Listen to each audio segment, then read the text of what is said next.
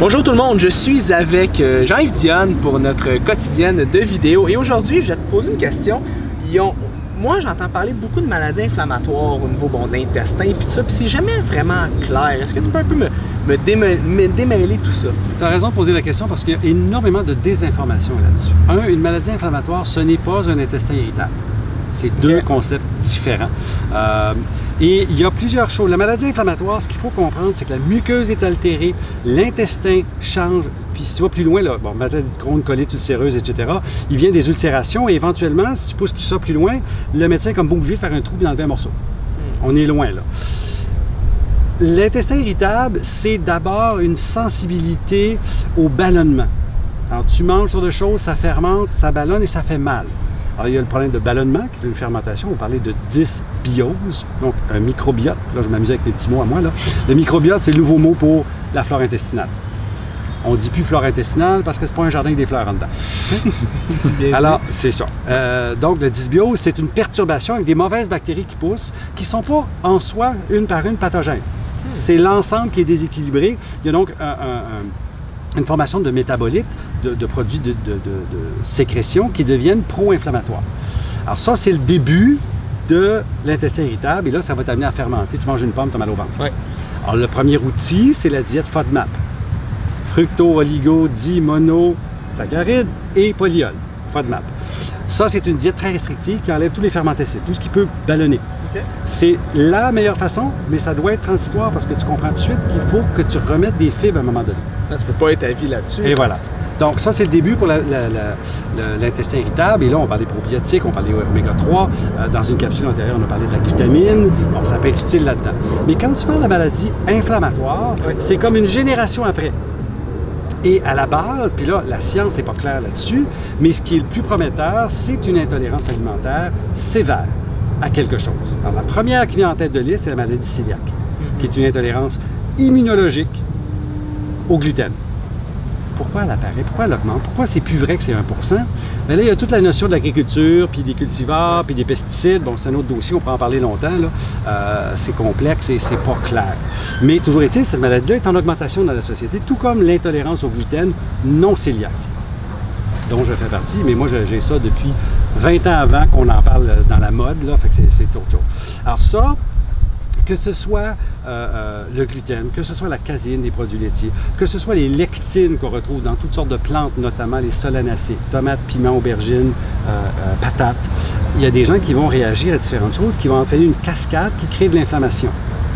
Cette inflammation-là change ton microbiote, puis là, tu as un cercle vicieux qui apparaît, et là, ta muqueuse n'a pas ce qu'il faut pour se défendre. Je comprends. Ça, c'est une des thèses. Dans le monde médical, on a tendance à ne pas s'intéresser à ça, puis s'intéresser à ce qu'on fait après.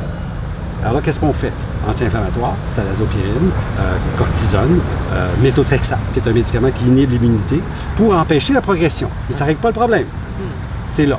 Alors, ce qu'on voit qui apparaît en ce moment de plus en plus, c'est une approche mixte.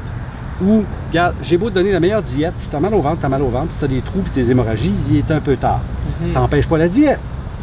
Mais il faut quand même avoir l'approche médicale. D'où l'intérêt d'avoir une approche mixte, intelligente, complexe, qui permet à la personne de se prendre en main. Et on s'aperçoit que quand tu as une diète d'élimination des principaux allergènes, notamment gluten, caséine et lectine, les gens s'améliorent big time, il y a des rémissions. Ça revient. Il y a des gens, puis je ne vends pas de miracle, puis c'est pas vrai, mais il y a des cas qu'on peut retrouver dans la documentation de gens qui font ces approches-là et qui font « j'ai plus mal au ventre », on va voir le médecin, tu as plus de signes cliniques. On fait une coloscopie, il n'y a plus de lésions. Qu'est-ce qui s'est passé? C'est que la logique veut qu'on ait enlevé le trigger, le déclencheur de la cascade inflammatoire, donc la cascade ne se passe pas. Toujours est-il que les outils en supplément pour aider une condition inflammatoire, c'est à peu près toujours les mêmes. Oméga 3, probiotiques et glutamine. Les oméga 3, c'est les nutriments les plus importants pour l'inflammation. On va aider le corps à diminuer l'inflammation, pas nécessairement couper toute la cascade, mais diminuer. Les probiotiques vont aider à refaire la flore intestinale en donnant des bonnes bactéries, mais toutes seules ne seront pas suffisantes. Alors, c'est d'où l'importance d'avoir la nutrition qui va supporter le développement d'un bon microbiote. Et le dernier, ça? Là? Les bonnes fibres, les fibres solubles. On parle de la graine de chia, on parle de la gomme d'acacia, on parle de toutes sortes de choses qui ne ballonnera pas. Il faut faire attention parce que le ballonnement, quand tu es inflammé, ça fait mal. Ça aggrave. Et le dernier, c'est la glutamine. La glutamine qui est le nutriment que le corps utilise pour faire des mucus protecteurs en meilleure quantité et plus dense. Ce qui fait que ces trois-là ensemble, moi je l'appelle ma triade. Et avec ça, très souvent, on a un soulagement assez important, ce qui fait que le reste de la thérapie devient plus efficace. Alors, probiotiques, oméga 3, glutamine, en combinaison et en collaboration avec les autres professionnels. Bien évidemment. Si je suis un professionnel de la santé, je veux en apprendre plus, puis je veux aider aussi mes clients avec des trucs comme ça, qu'est-ce que je peux faire? Bien, la meilleure façon, c'est de se former. Je vais dire deux choses, voilà. Oui, il y a mon académie, l'Académie de l'apothicaire, apothicaire.ca, venez me voir. Les cours en ligne commencent en octobre, le 4 octobre, donc probablement quand ça va passer, c'est déjà commencé, mais ça n'empêche pas de s'inscrire pareil. Il y aura des versions enregistrées. Mais l'autre chose, s'informer partout et ne pas avoir peur de la contradiction, parce que c'est là qu'on trouve, je vais dire la vérité, même si ça fait prétentieux, parce qu'il y a tellement de choses avec des agendas commerciaux sur le web que si vous avez une seule source d'information, il en manque un morceau. Alors, n'ayez pas peur de confronter un WebMD ou un Medscape avec un Mercola. Vous allez avoir des choses, ceux qui connaissent ces deux sources-là, là, ça c'est très orthodoxe, ça c'est très alternatif, c'est très je vais vous faire peur pour vous vendre quelque chose. Alors, confrontez tout ça, puis moi c'est ce que je fais depuis 20 ans. Alors, je m'amuse, mais j'ai combiné ça dans l'Académie de l'apothicaire, apothicaire.ca. Venez me voir. Good, merci beaucoup Jean-Yves. Ça fait plaisir.